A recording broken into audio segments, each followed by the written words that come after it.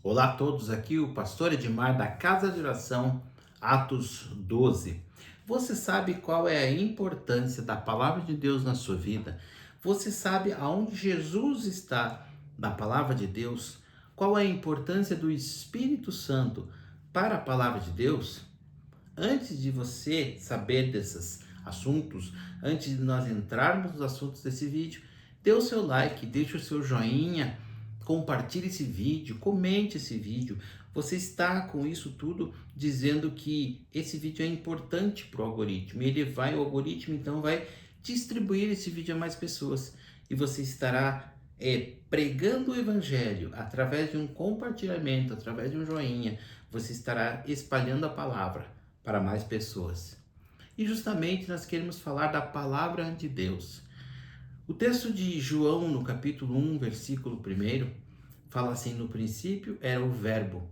E o Verbo estava com Deus e o Verbo era Deus. Ele estava no princípio com Deus. Todas as coisas foram feitas por intermédio dele e sem ele nada do que foi feito se fez.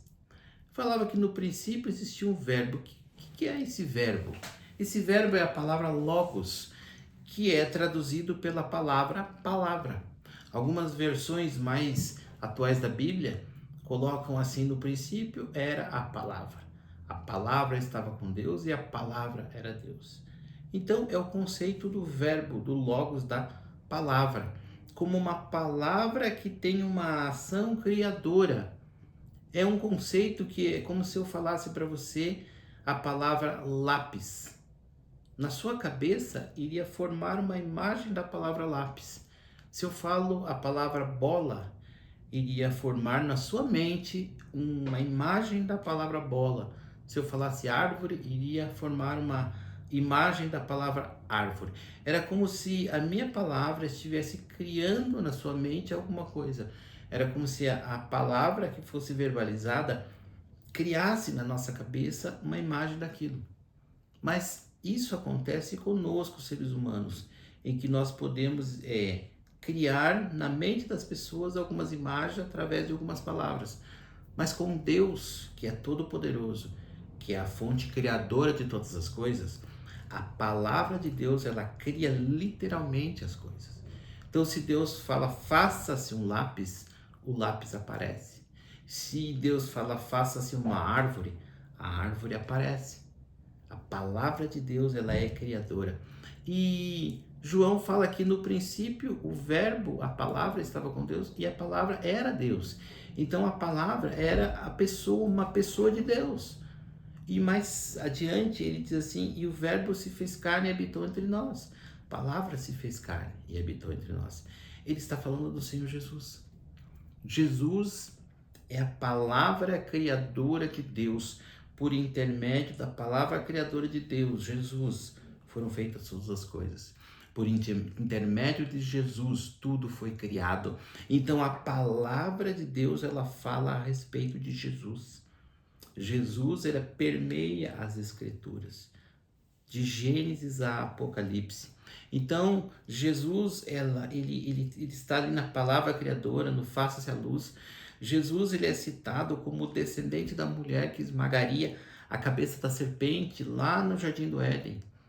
Moisés, ele prefigura Jesus, ele fala a respeito de Jesus. Os profetas falam a respeito de Jesus. Todas as coisas na Bíblia, elas são centralizadas em Cristo Jesus. Em Lucas, no capítulo 24, 27, diz assim: começando por Moisés e todos os profetas, explicou-lhes o que constava a respeito dele em todas as escrituras.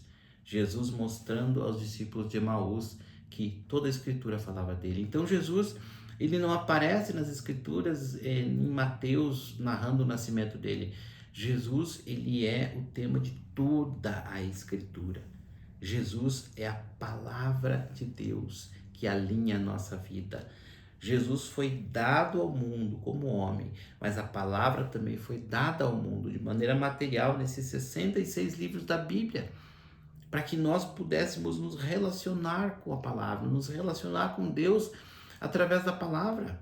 E Mateus 24:35 fala assim: o céu e a terra passarão, mas as minhas palavras jamais passarão.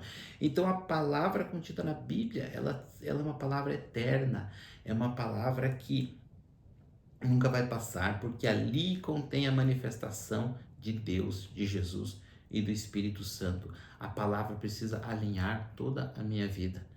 Mas não simplesmente eu posso ser alinhado pela palavra simplesmente por ler a palavra. Existem muitos ateus que leem toda a Bíblia e continuam ateus. Muitas pessoas estudam a Bíblia para combater a Bíblia. Não adianta nada eu decorar a Bíblia inteira, eu decorar todos os versículos e capítulos da Bíblia. Eu posso continuar no descrente. O que eu estou falando é que a Bíblia precisa ser revelada a mim pelo Espírito Santo de Deus. Eu preciso deixar com que o Espírito Santo me revele a Bíblia. Mas isso precisa ser feito através do meu conhecimento da palavra. E é simples, eu preciso ler a palavra, conhecer a palavra, entender a palavra, pesquisar a palavra, estudar a palavra. Não é difícil, a palavra é clara. Mas eu preciso render o meu coração para que o Espírito Santo me traga a revelação daquilo, faça com que aquela palavra me alinhe, aquela palavra me confronte, aquela palavra me transforme.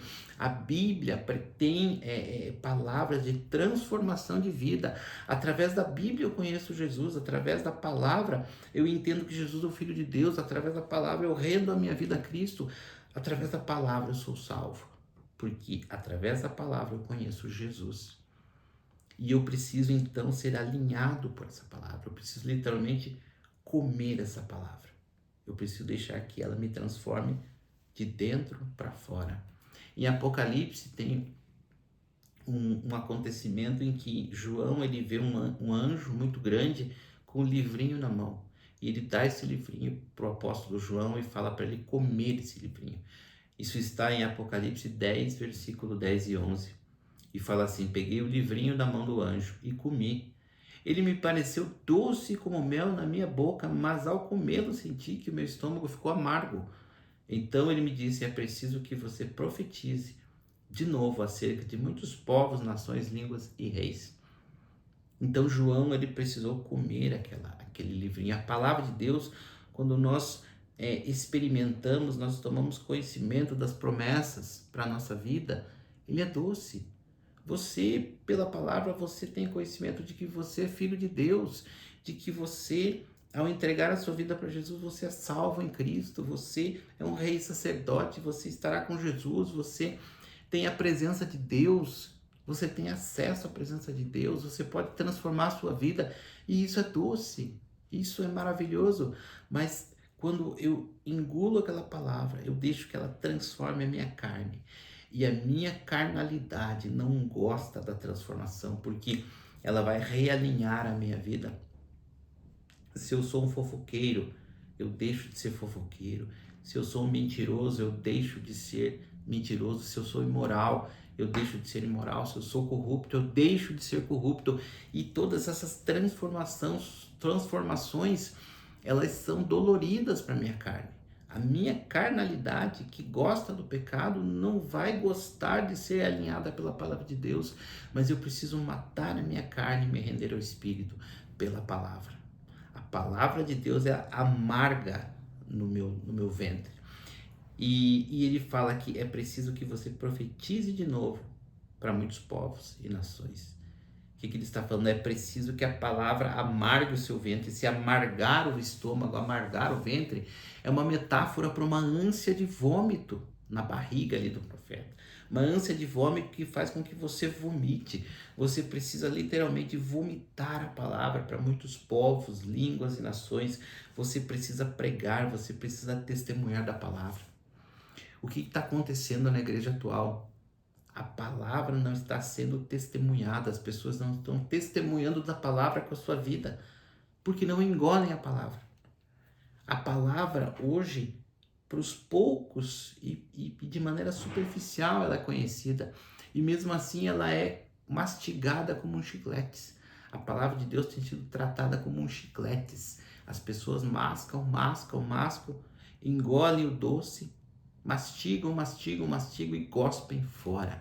Elas não engolem a palavra, elas não deixam que a palavra transforme a sua vida, por isso o evangelho não tem sido pregado, por isso as pessoas não estão sendo transformadas. É preciso que nós nos alimentemos da palavra, nos relacionemos com a palavra, para que a palavra nos mude, para nós sermos um testemunho. Eu preciso ser alterado pela palavra. Você precisa ser alterado pela palavra. Deus abençoe a sua vida e até o próximo vídeo.